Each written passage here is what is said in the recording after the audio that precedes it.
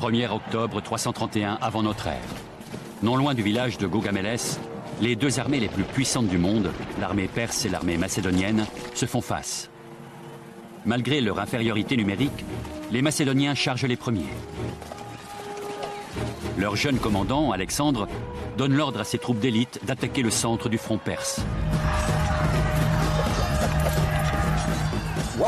À Gaugamélès, c'est tout l'empire perse qui était en jeu. Et cet empire, Darius III compte bien le conserver. Il a déjà perdu face à Alexandre à la bataille d'Issos. Aujourd'hui, il a la ferme intention d'écraser le jeune roi. Darius ordonne à ses hommes d'attaquer les Macédoniens sur le flanc droit. Darius tendait un piège et forçait Alexandre à s'y précipiter. Le roi de Perse envoie ses armes les plus meurtrières, les chars de guerre conçus pour déchiqueter l'ennemi. Comment réagir face à ça? Face à cette marée humaine équipée d'armes terrifiantes, Alexandre parviendra-t-il à sauver ses hommes et son royaume? L'histoire commence bien avant Gaugamélès, dans une province montagneuse du nord de la péninsule hellénique, la Macédoine. Pour les Grecs, les Macédoniens sont des sauvages, car ils vivent sous un régime monarchique et non démocratique. Qui plus est, dès leur plus tendre enfance, tous les jeunes gens sont élevés pour devenir des guerriers.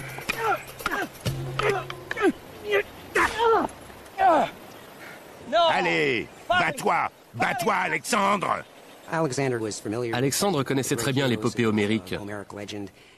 Il a grandi dans une société qui accordait une grande valeur aux héros et exaltait tout ce qui pouvait révéler le courage individuel.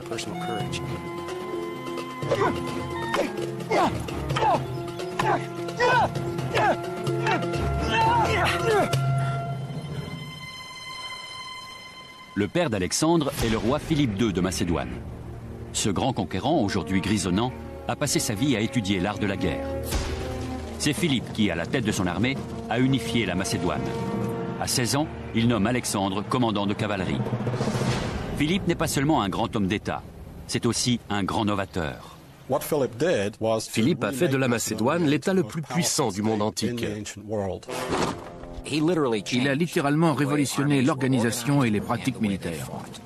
Philippe crée une armée professionnelle, il paie ses hommes et il les paie bien. Ils s'entraînaient toute l'année. Les hommes d'une même région étaient regroupés entre eux, ce qui donnait des unités très soudées, très entraînées et par conséquent extrêmement efficaces. Philippe a fait de la Macédoine une puissance régionale. À présent, c'est toute la Grèce qu'il entend soumettre à son autorité. Parménion, comment vont nos affaires? Eh bien, Athènes et Thèbes posent problème. Faut régler ça. Ne t'inquiète pas pour Athènes. On peut s'occuper séparément des deux cités. Alexandre sera mon général. Il est prêt à se battre.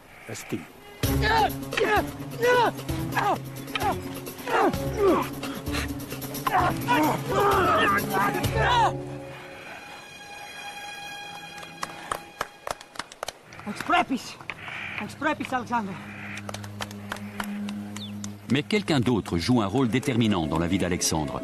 Sa mère, Olympias, fille du roi d'Épire et première épouse de Philippe. Dans le meilleur des cas, sa relation avec Philippe était houleuse. Philippe l'a répudiée en faveur d'une nouvelle épouse. Cela a sans doute suscité un certain ressentiment de la part d'Alexandre, qui estimait que sa mère avait été bafouée, injustement privée de ses privilèges. De son côté, Olympias craignait que cette nouvelle épouse ne mette au monde un fils que Philippe préférerait à Alexandre comme héritier. En 336, l'assassinat de Philippe vient bouleverser la vie d'Alexandre. Un événement déterminant pour la Macédoine et pour le jeune prince.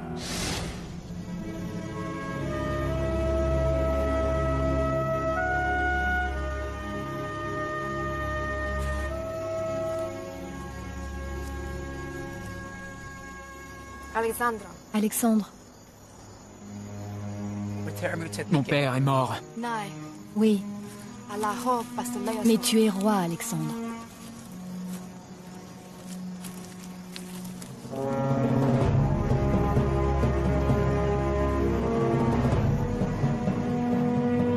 Si Philippe n'est plus, ses projets de conquête demeurent vivaces. À 20 ans à peine, Alexandre prend la tête de l'armée pour écraser la rébellion qui agite les cités grecques depuis la mort de son père. Rien ne peut arrêter l'armée macédonienne. Après avoir soumis Athènes et les autres cités-États, le jeune roi tourne ses regards vers l'Orient, en direction de la Perse.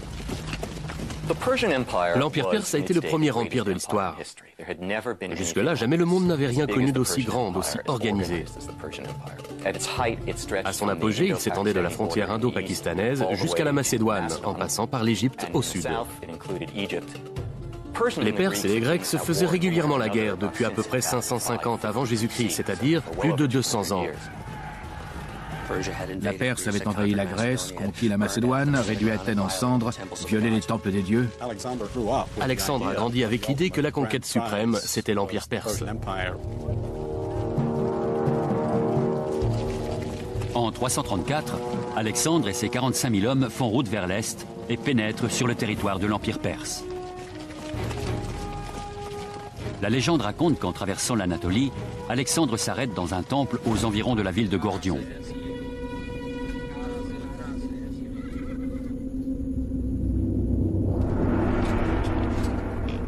Ce temple abrite une célèbre énigme, le nœud gordien, porteur d'une prophétie divine. Quiconque parviendra à défaire ce nœud inextricable deviendra maître et seigneur de l'Asie.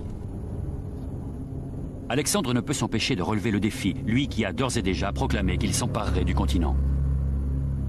À l'époque, et particulièrement pour un homme comme Alexandre, tout imprégné de l'Iliade et de traditions héroïques, un roi se devait de partir à la conquête du monde. Ne le faites pas, Majesté. C'est un piège pour ridiculiser les étrangers. Mais je ne suis pas un étranger. La guerre, cette terre est des Grecs. Je suis roi de Macédoine, commandant suprême de la Ligue de Corinthe. Et bientôt, je serai maître de l'Asie.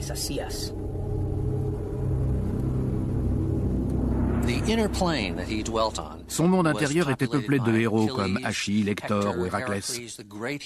C'étaient ses modèles, et il voulait comme eux laisser derrière lui une renommée éternelle, accomplir des exploits sans précédent. Allons-nous-en, Majesté. Je pense que ce nœud est vraiment impossible à dénouer. La prophétie ne dit pas qu'il doit être dénoué. Elle dit qu'il doit être défait.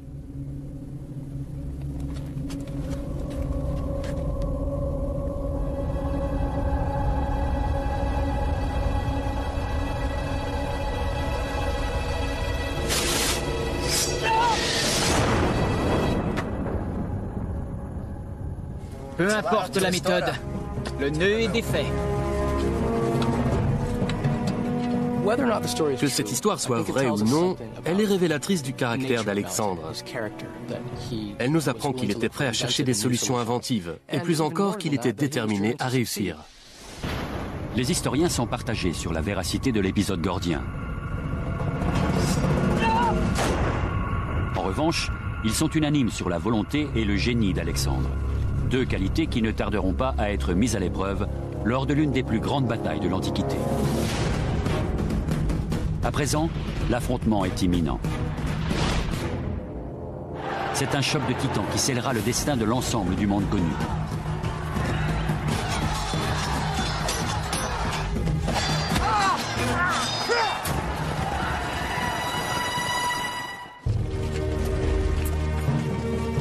Depuis 334, Alexandre et son armée de 45 000 hommes ne cessent d'avancer sur les terres de l'Empire perse. Mais l'invasion passe quasiment inaperçue aux yeux du grand roi.